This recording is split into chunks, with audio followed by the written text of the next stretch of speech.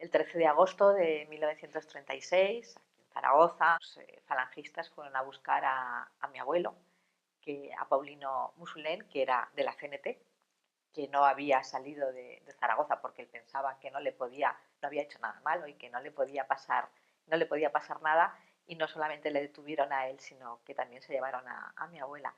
Las vecinas les contaban a la familia cómo se agarraba la barriga, estaba ya en un estado de gestación muy avanzado. Se ve que en alguno de los empujones pues le debieron hacer daño, ¿no? Una de las hermanas de mi abuela, que se cargó de valor, porque en ese momento había que tener mucho para preguntar, se acercó hasta el cuartel de Falange para preguntar por su hermana, porque se supone que a las mujeres embarazadas no las podían fusilar, y le dijeron que en el tiro de gracia le habían reventado la tripa. Con eso vivió mi familia, con eso vivió mi padre, que entonces tenía 5 años, hasta el año de 78.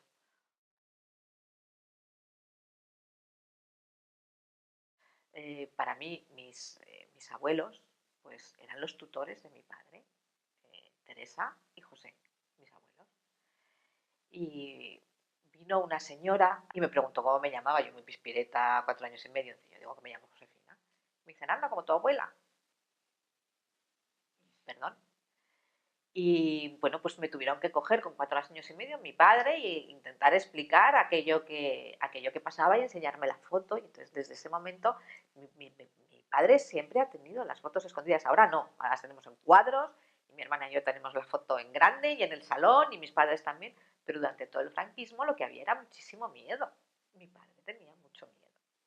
Es así. Toda esa parte que me habían robado de la historia, porque vas estructurando lo que ha sido la vida de tus abuelos a base de pinceladas de otros, ¿no? Pues, mi abuela cosía, que cosía muy bien, y tengo un juego de cama, el resto no. Que mi abuelo, por ejemplo, enseñaba a leer y a escribir a los compañeros, a los obreros que no sabían, perdona, en Izuzquiza Arana, que era la última empresa en la que estaba trabajando cuando ocurrió todo esto. Entonces se los llevaba a casa para enseñarles a leer y escribir. Y una cosa que me pareció muy, muy curiosa, siendo anarquista y teniendo ya pues cierta formación, es que esa formación cristiana seguía estando ahí detrás, porque los días que hacía huelga o había huelga en general, él no comía porque entendía que no se lo había ganado. Pero vas construyendo sus personalidades con pinceladas.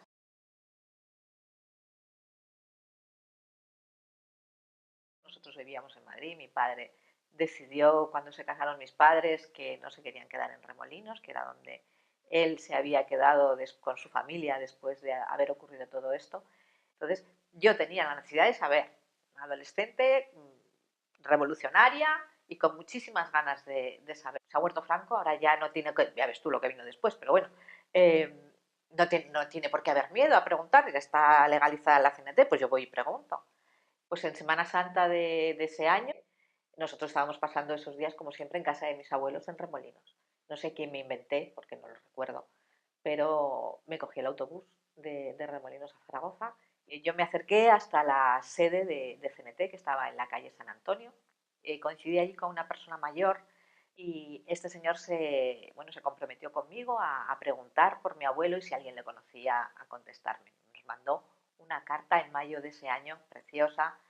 Mi padre la guarda como un auténtico tesoro, diciendo que sí, que mi abuelo era una persona muy conocida y que sus amigos vivían todos, solamente lo fusilaron a él. Vinimos en un viaje llenos de emoción a conocerlos hasta la plaza de los sitios, que era donde se juntaban en un banquito al sol. Yo lo recuerdo en un pack el día entero, o sea, el bajar por la calle Zurita, hacia la plaza de los sitios, o sea, es una imagen. Todos esperaban que mi padre fuera muy alto, porque mi abuelo era muy alto y mi padre es bajito, como yo. Y entonces es una emoción brutal. Yo no sé, lloramos en 7 idiomas distintos todos, ellos y nosotros. Pues de contar cómo vivían juntos, porque Salvador Gil había sido compañero de mi abuelo, su mejor amigo, habían compartido piso, vivían cerca, él incluso pues habían pensado la posibilidad de pasarse a Francia o no, si esto se complicaba más. Entonces vas recogiendo toda la información, y había uno de ellos, el más mayor, se llamaba Ramón Andrés, que muchos años más tarde supe que era el marido de María Castanera. Él nos dijo que no, que la historia que nosotros conocíamos no había sido así, que a mi abuela la ingresaron en la maternidad, en la misma habitación donde estaba ingresada su hermana, y que su madre, la madre de Ramón Andrés, las estuvo cuidando a las dos. Y la cuidó y la acompañó hasta el paritorio, vio cómo se la llevaban del paritorio al paredón, pero la niña se la dieron a ella, con lo cual, pues bueno, la tuvo entre sus brazos, sabía que estaba viva, hasta que llegó la monja de turno a arrancarle la niña de los brazos y bueno, ella gritaba que dónde se la llevaban. Nos contó con mucha serenidad y con mucha tranquilidad cómo había sido y cómo le había contado, sobre todo su madre, que había sido. Y cómo su hermana buscó y su madre buscó después de esa situación y el miedo que tenían, bueno, porque la monja le arrancó la niña de los brazos. Yo en muchas ocasiones me planteo que el falangista que les va a buscar es un falangista conocido de la calle San Pablo, ellos viven en la calle Sobrarbe. Yo me llego a plantear si realmente la elección no tiene que ver con que mi abuela esté embarazada. Sí, ese momento, más allá de que mi abuelo sea alguien de la CNT, como el resto de sus compañeros, al resto de sus compañeros los detienen, van a la cárcel, pero no matan a ninguno. Al único que van a por él y matan a los dos es a mi abuelo, a Paulino Musulén y a Josefina Tudela. Yo empecé a buscar, el primer paso ese verano fue ir al hospital provincial. Yo creo que era la primera vez que se encontraban con una situación de una cría que les planteaba una situación así. Tenía 16 años. Y les conté, bueno, pues lo que estaba pasando, lo que estaba buscando. Me hicieron pasar de despacho en despacho hasta que llegó alguien que no sé si, supongo que con la suficiente responsabilidad, pero también con la suficiente empatía para decirme, bueno, pues echa un vistazo, tú busca. Me acompañaron hasta la bóveda, hasta la bodega donde tenían todos esos libros que son inmensos y que cuesta muchísimo pasar página. Siempre digo que en ese momento a mí se me salía el corazón por la boca porque tenía la absoluta certeza de que iba a encontrar el nombre de Josefina Tudela Liarte escrito, incluso el de mi tía, pero no fue así. Lo que me encontré fue muchas hojas arrancadas de esas fechas y de fechas posteriores. Además, hojas arrancadas que no habían sido arrancadas recientemente porque es un papel muy grueso y se veía perfectamente amarillo ese borde de las hojas arrancadas y de todas las fechas que faltaban. O sea, no es que hubieran arrancado una página porque me he equivocado y sigo, sino que faltaban semanas, días enteros, y en los libros posteriores, quiero decir, a lo largo de todo el tiempo que duró esa guerra incivil, estuvo ocurriendo eso. El grado de desasosiego es importante porque, claro, si no te imaginas que no va a haber registro documental, entonces empiezas a estructurar tus creencias en función de, bueno, no solamente los mataron, no solamente se llevaron a la niña, sino qué ha pasado después. Y a partir de ahí, pues archivos, incluso al hospicio que se supone que había en Calatayud también, que bueno, que todos los niños, todas las niñas que nacían en el hospital eran bautizados y que lógicamente pues la hubieran bautizado incluso a lo mejor solo con los apellidos de mi abuela. Y me fui a hablar con el cura. Y bueno, pues ya pasamos de libros que yo podía ver a libros que no, que abrió el libro de bautismos pequeñito y bueno, me dijo que no estaba, pero que no podía ser, que no podía ser, que si no estaba en el libro de autismo, pues habría fallecido o no había dado a luz allí, bueno, no estaba. Yo entendí que lo habrían bautizado con otro nombre, aunque él no a esta parte no quiso entrar en el recuerdo que yo tengo. Este mismo recorrido que yo hice en el año 76, pues lo han hecho distintos abogados, desde la asociación Derecho a Saber, abogadas mías o sea, amigas que me han acompañado en esto, hasta Alberto Sabio, que me llamó taquicárdico diciéndome, Josefina, que estoy aquí, cuando tú buscaste ya faltaban páginas, pues sí, esto falta hace mucho tiempo. Pero cuando fue mi padre a hablar con el cura de aquel momento, el cura se permitió el lujo de echarle en cara a mi padre que por qué no había habido nadie que acompañara a mi abuela. esa falta de empatía en ese momento tan duro en el que estás contando lo que ha ocurrido.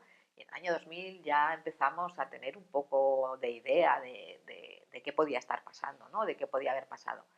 Evidentemente nadie sabía que mi abuela estaba ingresada, nadie sabía que mi abuela dio a luz. Ya se encargaron ellos de que fuera así. Dimos con todos los musulenes que hay en el Estado español, en Barcelona, en Ciudad Real, o sea, tengo a todos, no somos muchos, pero tengo a todos localizados. E incluso a una doctora que hay en Estados Unidos que es una experta en oncología, o sea, está todo perfectamente dibujado porque la búsqueda en inicio tiene que ver directamente con los apellidos. En el año 78 nadie hablaba de bebés robados, pero yo empecé a buscar. Era como, ¿qué cosas? ¿Estás segura? Primero era muy raro que contaras que me habían matado a tu abuelo y a tu abuela. Y para mí era como una reivindicación, como ha sido la búsqueda, ¿no? Y cosas de las que no se hablaban, pero yo sí.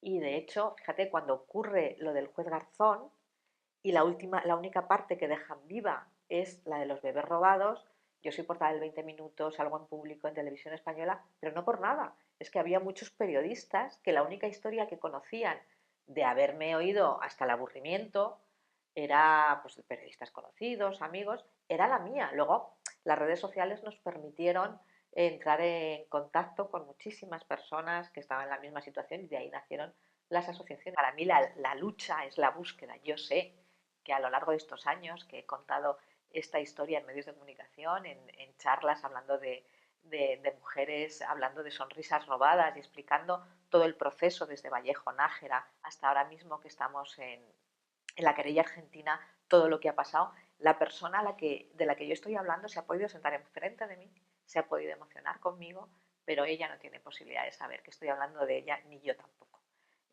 Borraron muy bien todas las huellas, salvo que tus padres no te digan que no son tus padres, no tienes posibilidad y menos en esa generación.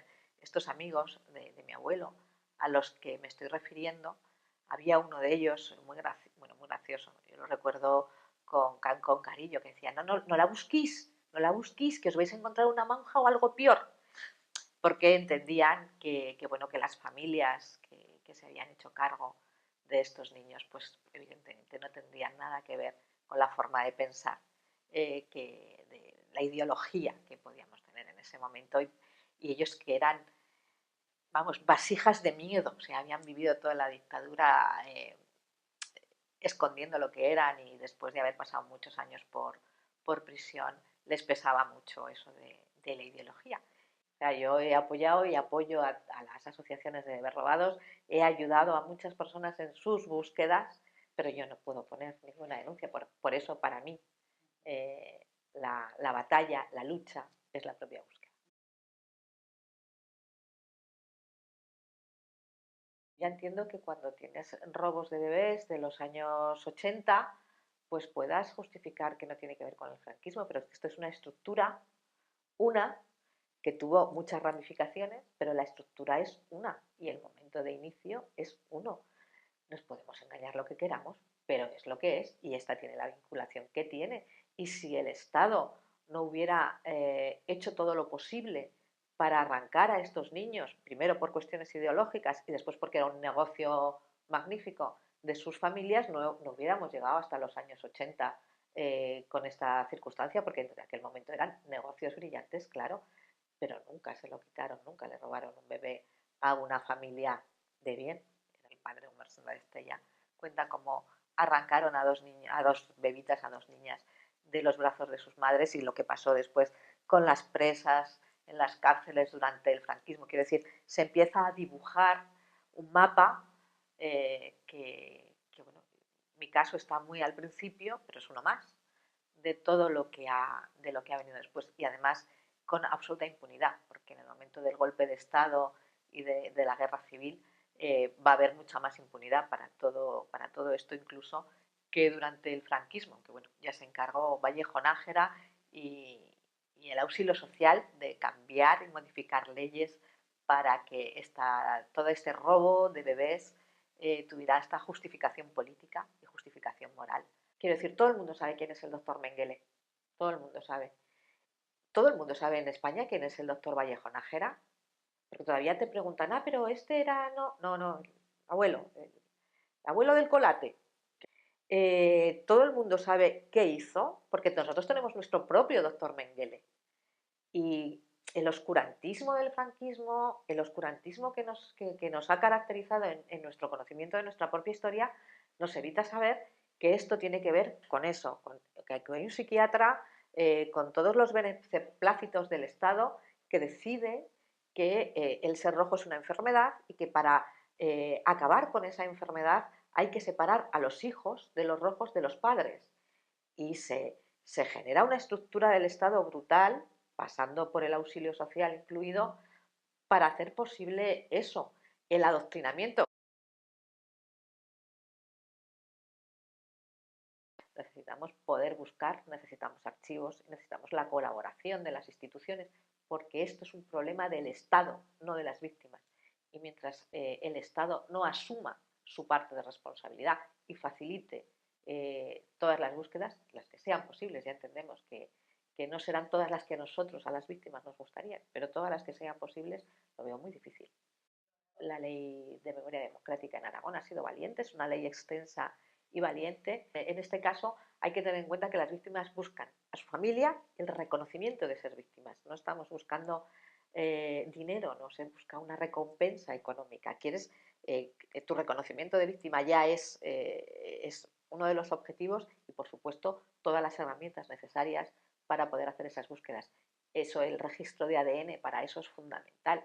Si mi padre no tiene la posibilidad de dejar un registro de ADN, yo puedo seguir buscando hasta el infinito, que aunque la otra persona también pudiera buscar, si ese registro de ADN no existe, no tendremos la posibilidad de hacer la comparativa. Con lo cual, en ese sentido, la ley de memoria democrática en Aragón ha sido valiente, es una ley extensa y valiente, pero a pesar de eso, en Aragón yo creo que quedará una situación más fácil, pero aún así creo que hace falta una legislación estatal que permita a todas las comunidades autónomas coordinarse, porque sabemos perfectamente que los niños no se quedaban en las ciudades donde estaban, ¿no?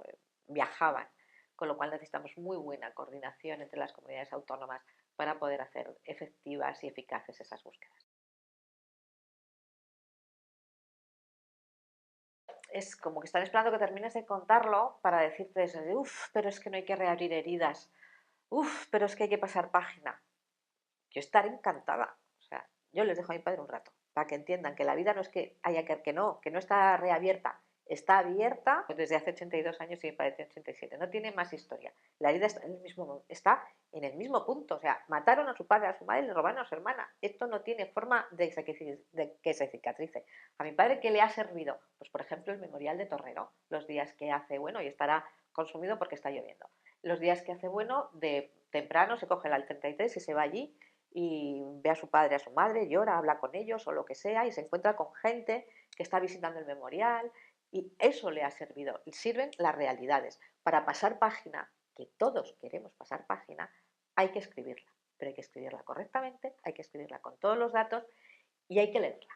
Y una vez escrita y una vez leída, entonces la podremos pasar. Entonces, es verdad que las personas, las familias que no han tenido casos que tengan que ver pues con fosas, con fusilados, con bebés robados, lo pueden ver con más lejanía. Pero es cierto que necesitamos esa empatía de todo el mundo para entender que nosotros, como familias, como víctimas, necesitamos tener bien ubicados en la tierra, en los papeles y en la memoria a los nuestros, los niños robados también.